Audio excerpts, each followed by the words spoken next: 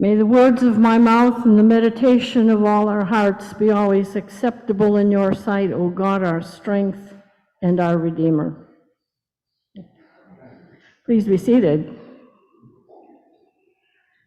Well, we have come this morning to that Sunday in the church's calendar when we are invited to contemplate the doctrine of the Holy Trinity.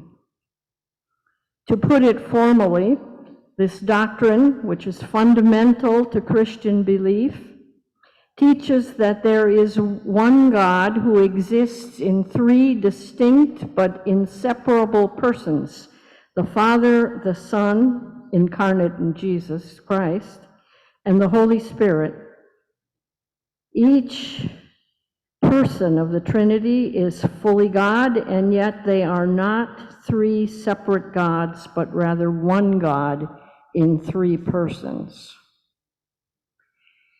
It would take a lot of words to unpack all that. And if you are waiting for or fearing an explanation this morning, I hasten to admit that I am not even going to try.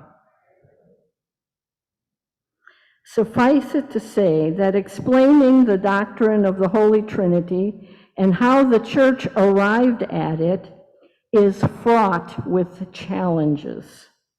And so clergy commonly joke about Trinity Sunday being a good day to have a guest preacher. I'm sure my standing in this spot this morning is just a coincidence. Over the several decades I have been paying attention, I've heard more than one preacher thrash about trying to explain how God can be one and yet three at the same time. And I beg you to trust me when I say that the very attempt at that sort of explanation is fraught with possibilities for lapsing into one heresy or another. And I don't want to go down that road either. Instead, I invite you to bypass the entire question of how one God can be three. The doctrine of the Holy Trinity was never meant to provide the kind of explanation that question calls for. So I propose that we cut to the question most worth exploring. What does the doctrine mean? That too is bigger than we can get our minds around, but at least it's a question worth loving. And even a partial answer tells us something profoundly important. So to begin in earnest, I appreciate the way our own bishop put it last month in one of his regular messages to the clergy. He wrote, "To confess God is Trinity is to affirm that the very soul of the universe is unity without uniformity and difference without division." And he goes on to say, if that is true, then difference is never a threat to be opposed or a problem to be overcome. It is a gift to be celebrated and embraced. And coming from a slight, I'm beginning to think that I've got dueling microphones going on here, and I'm going to try something to fix that. How is that? Can you hear me now? Does it work? That's a thumb up. Okay. So I want to come from a slightly different angle. And I would add that to speak of God as Holy Trinity is to say that at the heart of God There is not a static sameness, but loving community, or, if you like, loving relationship. And when I think about this very soul of the universe as loving relationship, I think also of dancing. Yes, dancing. That, by the way, is a time-honored image in Christian tradition when it comes to speaking of the relation of the three who are one in the Holy Trinity. At the heart of God is loving, self-giving relationship akin to a kind of dance. And I suppose that image appeals to me because my parents were ballroom dancers, literally. They met in a public ballroom in Milwaukee in the early 1940s. By day, she was a factory worker, and he helped work the family farm with his brothers. But on Saturday nights, they tell me, or told me, they danced. And in their later years, I noticed that they were awesomely good dancers who seemed to move as one in ordered patterns, but also improvising in ways that didn't mar the beauty of the pattern, but enhanced it. They were indeed beautiful to watch. And I dare say that they learned it by long practice and experience, and well, for the sheer love of dancing together. And here's the thing, this is what life in community is meant to be, a dance.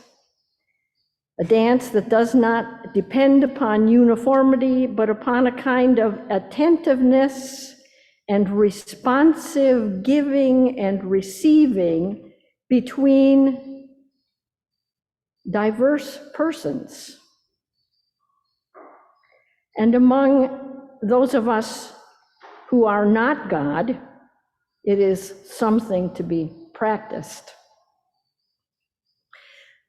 Last year, on Trinity Sunday, by another happy coincidence, I contemplated Trinitarian doctrine at a retreat center staffed largely by volunteers. And by long tradition and practice, members and friends of the organization that founded that retreat center seek to be together in such a way that each volunteer is free to focus on his or her own role, consonant with his or her particular gifts, while supporting others in their roles. And a daily round of worship holds them all together. It is, metaphorically, I thought then, and I still think, a matter of learning to dance together. That alone was a lovely thing to experience. But that dance was at its best when guests arrived, sometimes one by one, but most often in groups, who'd come to participate in one of the programs on offer.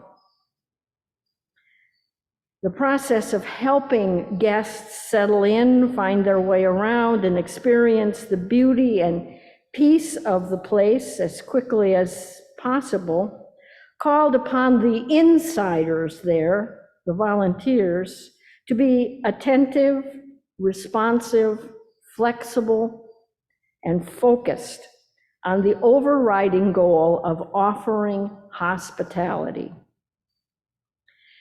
In execution, the result wasn't always perfect, but the very effort I found beautiful to behold. Now here's the thing.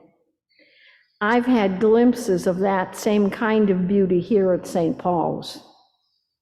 When you reach out to the newcomer, when you welcome back someone who's been away for a long time, when you look out for each other in challenging times and mark significant events in each other's lives, when you undertake projects for the benefit of others who may never pass through those doors, or who you may never meet anywhere. In short, when you worship together and then translate that prayer into action wherever you may be, we see the beauty of the dance. I've seen it in other faith communities who are true to their calling.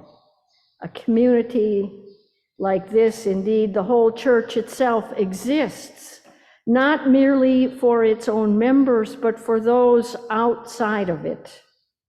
True Christian communities exist to serve God in the restoration of right relationship. Relationship with God, relationship with each other, with neighbors near and far, relationship with the environment, and sometimes even relationship with our own selves as individuals. There is holiness in it all, because in God there is that dance of loving relationship. And everyone is invited into that dance. Which brings me to the icon pictured on the front cover of your bulletin this morning. It is the Eastern Orthodox icon of the Holy Trinity. It depicts the biblical story from the book of Genesis, where Abraham and Sarah receive three angelic visitors who in Christian tradition, at least Eastern Orthodox Christian tradition, are held to symbolize the Holy Trinity. The figures are shown in a circle, emphasizing their eternal existence and perfect love and communion. But notice, it is not a closed circle. There is an opening at the table for the one who gazes upon the icon, which, like all holy icons, Eastern Orthodox Christianity would have us understand to be a kind of window into heaven. So here again, we are invited into the life of the Holy Trinity.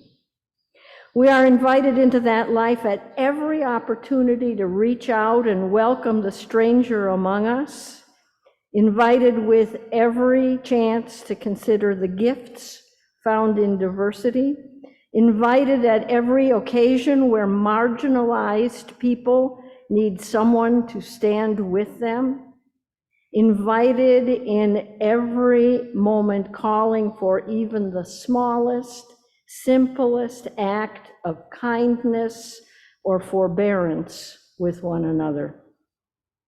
In responding to such invitations, we make visible our connection with each other and with the very soul of the universe, who is God. Thus, God, the one holy and undivided Trinity, says to us, to each and all, this Sunday morning and every day. Shall we dance?